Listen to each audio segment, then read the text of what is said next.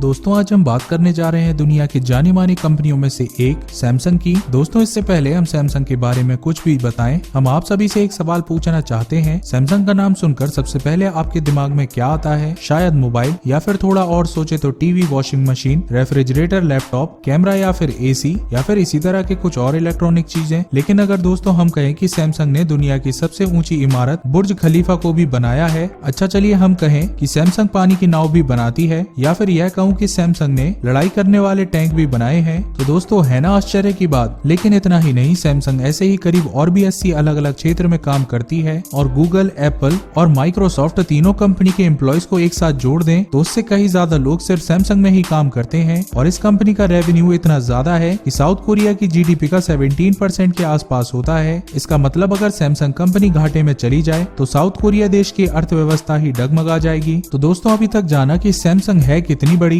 लेकिन क्या आपको पता है आज से पहले इतनी बड़ी कंपनी की शुरुआत 1938 में ली ब्यूंग चुल ने की थी, जिसमें सिर्फ और सिर्फ 40 लोग काम करते थे। और यह कंपनी तब मुख्यतः ड्राई फिश, ग्रोसरीज और नूडल्स का बिजनेस करती थी। जैसे जैसे कंपनी आगे बढ़ी और फायदा बढ़ा तो कंपनी ने अपने आप को और भी क्षेत्रों में विकसित किया और फिर अगले 30 सालों में सैमसंग ने इंश्योरेंस, सिक्योरिटी और रिटेल में अपना बिजनेस बढ़ाया। और फिर 1969 में सैमसंग ने इलेक्ट्रॉनिक्स में भी प्रवेश किया, जहां उनका पहला प्रोडक्ट P3202 मॉडल का ब्लैक एंड व्हाइट टीवी था, जिसे उन्होंने साल 1970 में लॉन्च किया था। आगे चलकर Samsung electronics refrigerator, microwave, oven, colour TV और वीसीआर जैसे बहुत सारे प्रोडक्ट बनाए। और फिर 1980 में कंपनी ने टेलीकम्युनिकेशन में भी कदम रखा, जहां उन्होंने 1986 में पहली बार SC100 के नाम से पहला बिल्ट इन कार फोन बनाया। हालांकि यह प्रोडक्ट बहुत बुरी तरह से फ्लॉप रहा और फिर इस प्रोडक्ट को असफल होने के बाद कंपनी ने खूब रिसर्च की और 1988 में S4100 नाम का मोबाइल फोन लॉन्च किया। लेकिन इस फोन के भी कुछ ही हजार यूनिट बिक सके और इस तरह से सैमसंग मोबाइल बनाने के क्षेत्र में अब तक असफल रह चुकी थी। इसलिए 7 जून 1993 को कंपनी के चेयरमैन ने 200 अधिकारियों के साथ एक बैठक की, जिसमें उन्होंने 1 साल के अंदर अंदर मोटोरोला की तरह ही अच्छे फोन बनाने का टारगेट दिया।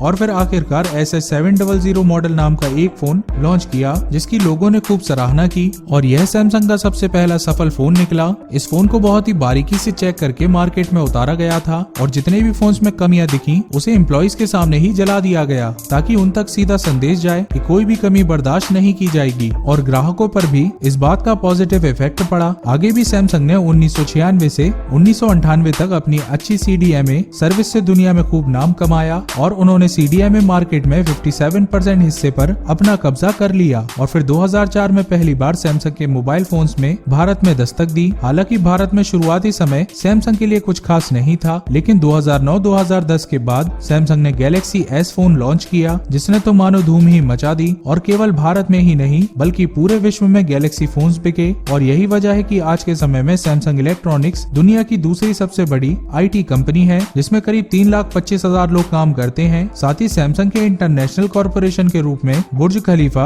और पेट्रोनास टावर जैसे महत्वपूर्ण प्रोजेक्ट हासिल किए। साथ ही सैमसंग ने साउथ कोरिया के लिए K9 थंडर नाम का टैंक भी बनाया। और सैमसंग की लाइफ इंश्योरेंस कंपनी आज दुनिया की 14वीं सबसे बड़ी कंपनी है। तो दोस्तों कुल मिला जुला कर सैमसंग की हिस्ट्री है ना इंटरेस्टिंग। आपका बहुमूल्य समय देने के लिए बहुत बहुत धन्यवाद। इस वीडियो को लाइक करके अपने दोस्तों के साथ शेयर जरूर करें और साथ ही साथ हमारे चैनल को सब्सक्राइब करना ना भूलें।